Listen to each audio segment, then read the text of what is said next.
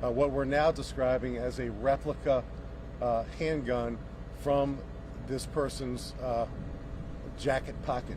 So the person that was shot this morning was wanted on firearm and drug charges. He was armed with a loaded carbine-style rifle, one magazine and two magazines attached to it.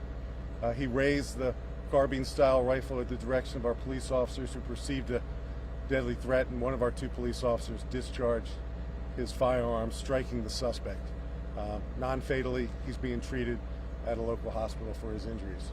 We certainly realize the dangers associated with our profession. The police officers, and we're not naming them now. We certainly will. It's our policy to do so. It's our policy, again, and you all know this in the local media, to show our body camera footage to the local community, to the media. I saw the body camera footage myself this morning in this command bus right behind me, and it depicts exactly what I'm describing to you. Police officers confronted with a deadly threat. They acted, and we are here today to stand ready to answer any questions you might have preliminarily. We will talk about this next within a matter of days when we release our body camera footage to the community. The suspect was only shot once. Well, I can't tell you how many times he was shot. I can say that our discharging police officer who fired his gun fired several times. I don't know exactly how many, but our suspect was struck at least once, but I don't have that definitively yet. Does the suspect have any ties to this area, any relatives in this area that would bring him here? He has, that was one of our questions. What ties does this suspect have to Fairfax County? He certainly has ties to Fairfax County. He's wanted in Fairfax County for firearm-related offenses and drug-related offenses. We don't know why he chose this particular neighborhood to park his van. And again, he was clearly living out of his van. It seems like most, if not all, of his personal belongings were inside that van where he was inside of.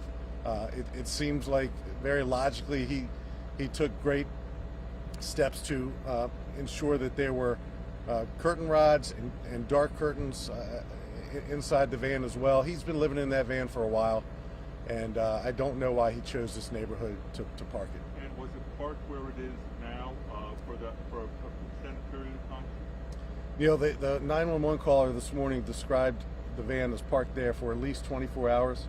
So where you see the van parked right now is where the van has been, as described to us, for at least 24 hours. When I watch the body camera footage, you can see our suspect open the door from the inside. You can see our suspect, when he drops to the ground after he was shot, you can see the carbine rifle drop to the ground as well. And then when you see our officers approach the suspect in an effort to take him into custody and to render first aid, you can see our secondary police officer recover a replica style pistol from our suspect's jacket pocket. I know you said that it was difficult to view inside the vehicle, but were there any attempts to knock on the vehicle and see if anyone would come out? Well, all that's under review. The two police officers were here for quite some time before they called for a tow truck. So by the time the tow truck was here, they were continuing to gather information to complete their tow report, and that's when the suspect opened up the side door of the van and emerged with the carbine-style rifle. But we were here for quite some time before we encountered this man, who was inside the van the entire time. Paul? Is it clear from the police camera video that this man aimed the rifle at the officer? Well, the video footage, Paul, that I saw, and we have independent witnesses as well, several in fact, describe our suspect as opening up the door of the van, the side door, describe our suspect as possessing the carbine-style rifle, and they describe our suspect as raising the rifle in the direction of our police officers. So that's what's been described to us, and I can tell you the body camera footage that I've seen so far supports that. Which door did he come out? What's that? Which door did he come out? the left sliding door of the van. Sliding. But not Sliding the doors on car both door. sides. No, in fact, and you all probably can't get close enough to the van to see this, but there is no room for a human being to sit inside that van other than where our suspect was seated in the left rear bucket passenger seat. So the two front seats and the two middle seats, they're both bucket seats in the middle.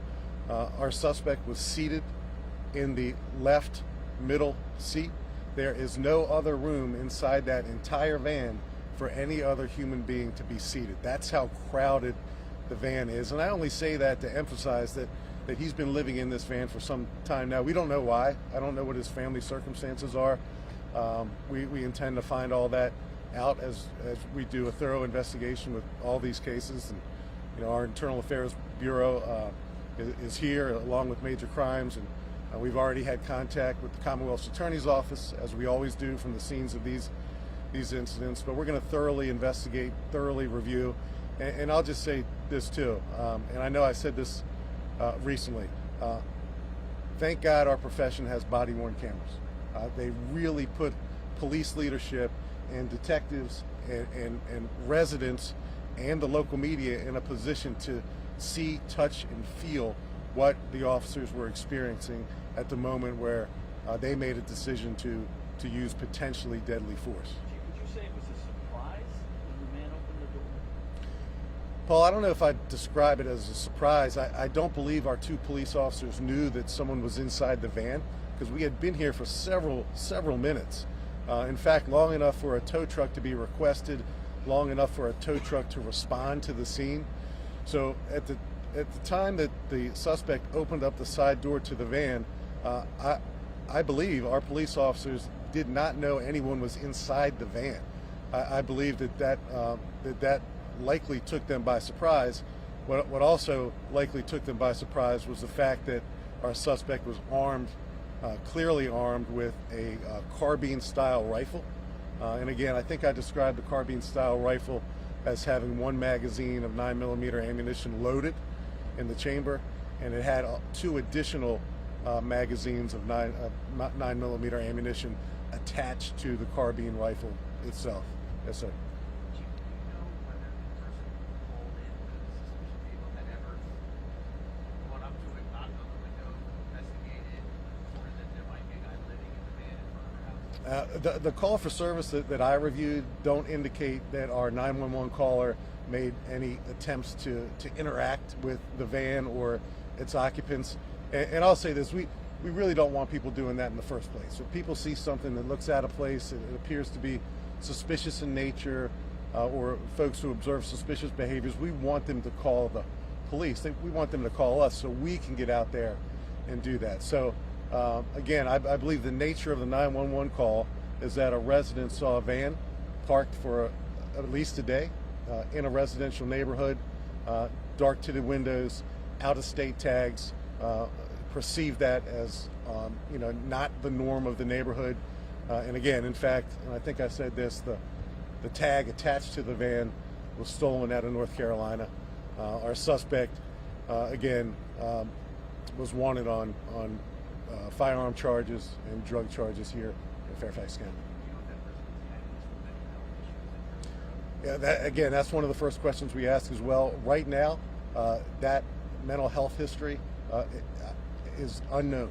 I don't have any history to speak of. Sometimes we'll have that early on, like right now, and I can speak to it or allude to it. Right now, none of that information exists for me to speak to.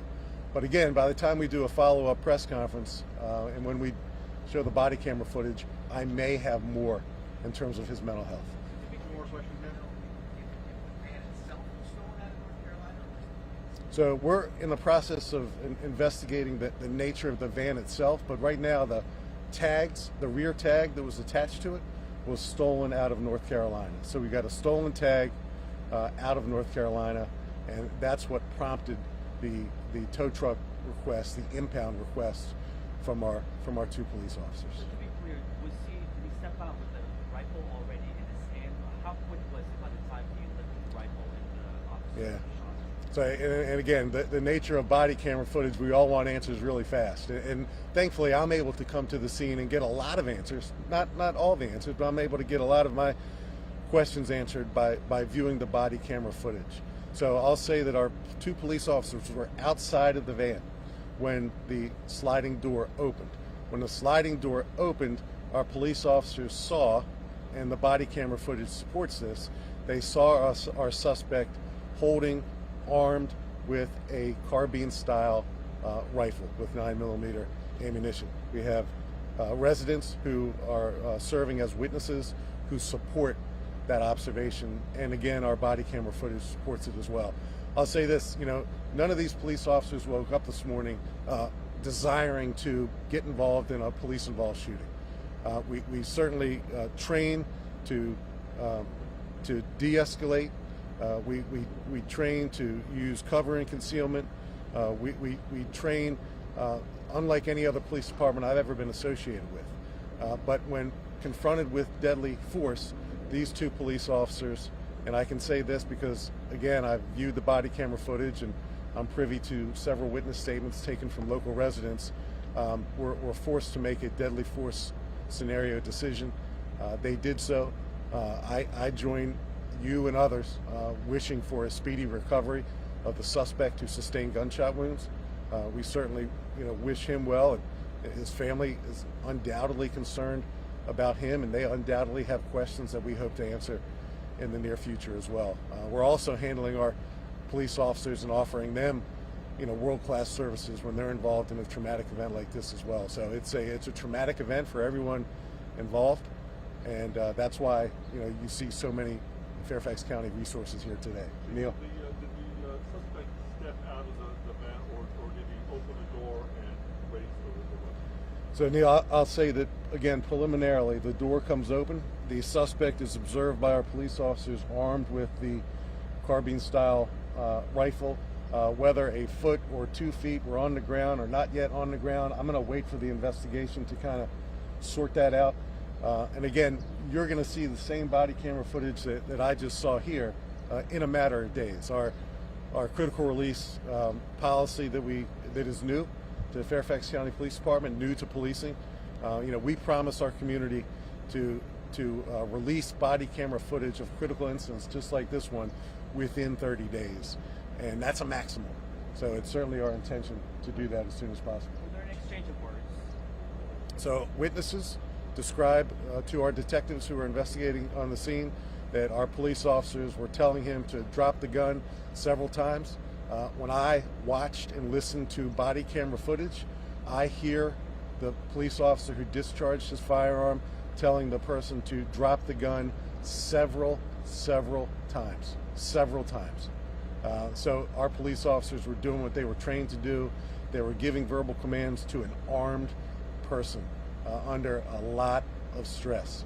The armed person did not drop his firearm, and that's when the discharging occurred. And then again, like I described, you can see on the body camera footage the carbine rifle drop to the asphalt after the suspect sustained at least 1 gunshot wound. So I'll describe the number of shots fired as several. I learned many years ago not to give out an exact number until I know the exact number, but more than 1 shot was fired by 1 police officer on the scene. There were 2 police officers on the scene. Only one of the 2 discharged his firearm. The other officer, and I think I described this as well, was near a tow truck, the tow truck driver, and assisted getting him out of harm's way. That same officer, witness officer, also, and you see this on body camera footage, recovered the replica pistol from our suspect. Were they both male officers, or was there a female officer? 2 young police officers, 1 male, one female. Our suspect is either 31 or 32 years old with local ties. And how long would you say they were on the scene before the van broke? Several minutes, Paul. Long enough for them to request a tow truck, long enough for the tow truck to get on the scene.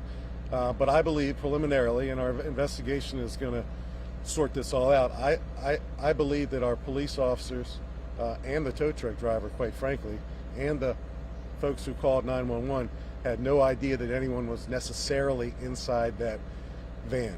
And as you get closer to the van, and as you observe the van and take a look at what it looks like from the outside looking in, dark tinted windows, and then when you take a look at what it looks like inside the van, it is floor to ceiling of personal effects and personal belongings. There are gasoline containers inside the car. Clearly someone's been living in there for quite some time, long enough in fact for the person to actually assemble dark curtain rods inside the car itself.